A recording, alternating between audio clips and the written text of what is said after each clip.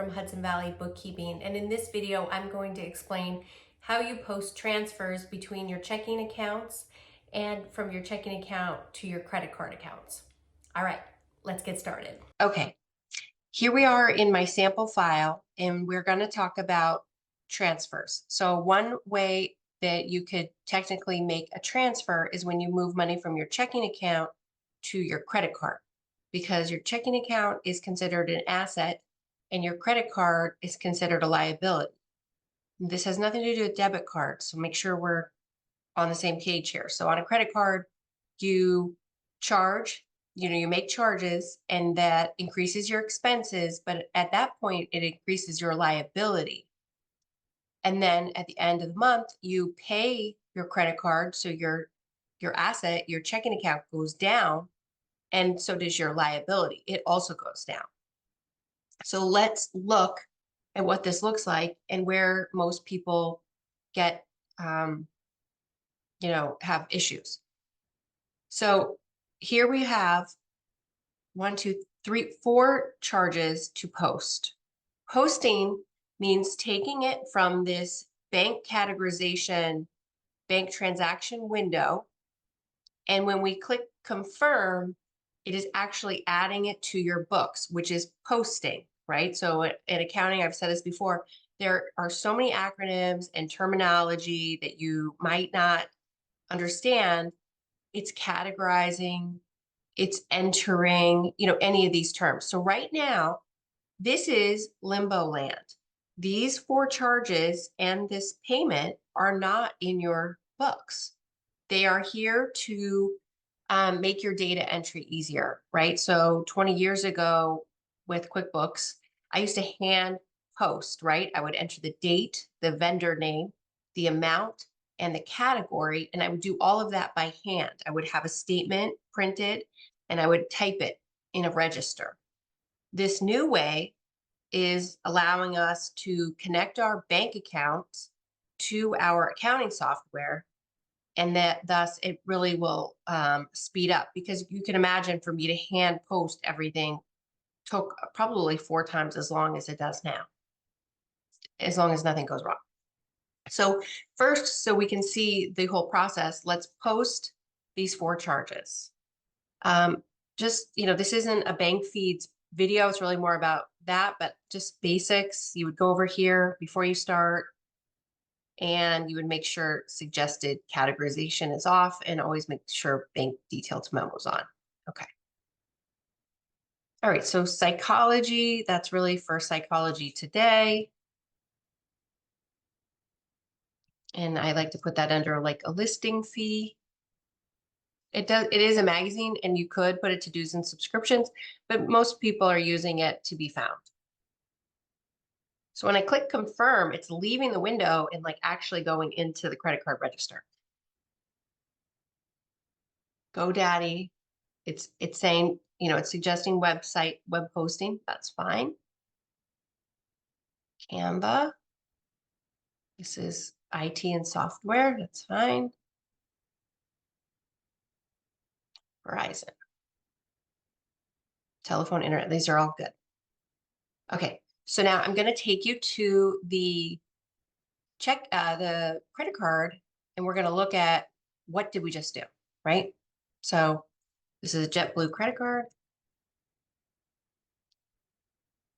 Where did it go? There we go. So now these 4 charges are in the credit card register. So I'm hoping you only have 1 bank account and 1 credit card. You really want to keep it at that. Okay, so here we see we have these, and we now can see also, like, this is what I talked about that I used to hand post.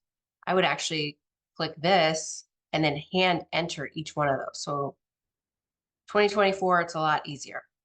So these are our categories, which will then show up on our profit and loss for the month of August. But now you see we have a balance of $213.15. Okay, this is the most important thing that I'm going to teach you today. This is a rule at Hudson Valley Bookkeeping because these get messed up a lot. And when I first logged in, it wanted to like, it had this big thing on the screen, and all I wanted to do was like talk to me about pairing this pairing. And it's also called matching. But what the computer sees, the software sees, is that there's a payment received on the credit card, and the same thing, a payment going out. Right? So if it is okay to pair, as long as you're absolutely sure you're pairing the right one, right? Because sometimes here's where it could go wrong. If you're a person that makes like flat $500 payments all the time, don't pair. If you're like, oh, it never send transfers of like exactly 500. I'll tell you that right now. I always send random amounts if I'm paying things. And then, it's like mid-month and I'm just making sure I'm paying down the credit card because there's too many charges. I'll pay like 5,222 and 86 cents, because that way I know there's no way it's going to pair it to the wrong transaction. So that's hint one. But for this one, we look at both. It says 831. This says 831. They're the exact amount. That's fine. You can pair it. If the dates don't match, it's okay also if they're off by 1 or 2 days, right? So if you had posted these, or the way the bank, sometimes they're off a day or two, that's okay too. If they're totally different months, right? Then don't. When you confirm, we'll record this credit card payment going in and out, so you'll see it impact on both accounts. And why did they do this? They're doing this because everybody was double posting, and they were posting once in the bank feed for the payment received, and it was usually going against uncategorized asset, and then you would go and post it again in the credit card, and you would have all of these really bad entries. So this is why they created this. So what it's doing is picking the same thing. So we can say confirm. Perfect. And ignore this checking saying 0. That is because I upload, it's not like a real bank account. So now I just want to go back to the JetBlue credit card, and you'll see what that did. That posted that 213 and 15 cents. This is the same exact, these are paired, right? They've moved together, these two transactions in your bank feeds. So if you go here, you will also say, so it reduced your cash here, and then it also reduced your balance. So that's one piece. Now, there is one other thing I want to go over. If you were hand posting and you didn't have it in this bank feed, like how would you post the payment, right? So, and this will just throw a negative, but I just want to explain this. So let's say you're posting and keeping track of your checking all the time, and you posted and you sent, I don't know. This is just if you were hand posting a transfer.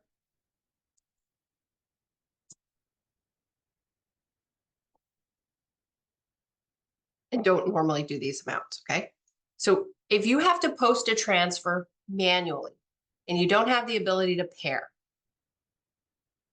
and this is for like a credit card or anywhere you're transferring to, maybe to a savings account, you always post it from the account it's leaving. You never post it on the account that received it, especially when you're using bank feeds, bank transaction windows, okay? So here, and you could end up doing this because you might not be able to get an import file, or there's sometimes like your bank only has so much and maybe you're doing a back job and you have to hand post. Okay, so again, in this instance, if you're making a payment to a credit card or to a savings account and you have to manually do it, I would post it from the account the money is leaving. So this is leaving the checking and going to the JetBlue credit card. So I just want to show you what that means again. So now we have a second payment. So now we have a negative liability, right? So it's just really understand like, what am I doing? So when you're posting that, that's what's happening. So I'll just delete this one now. But let's say you actually have a savings account, and each month, at the end of the month, you want to transfer a certain amount of money certain amount of money to your savings. So we'll say here, we'll say savings, bank account. This is fine. Checking and fixing. This detail type's not that important. Okay, so we're going to go again to the account that the money is leaving. And you would not pick a payee because it's just a movement from one of your accounts to the other. Now, this isn't your personal savings. This is we're talking about transfers among your business accounts.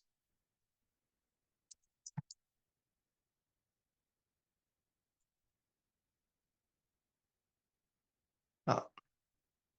So sometimes it'll do this if I just created the account. So if you click refresh, then hopefully it'll work.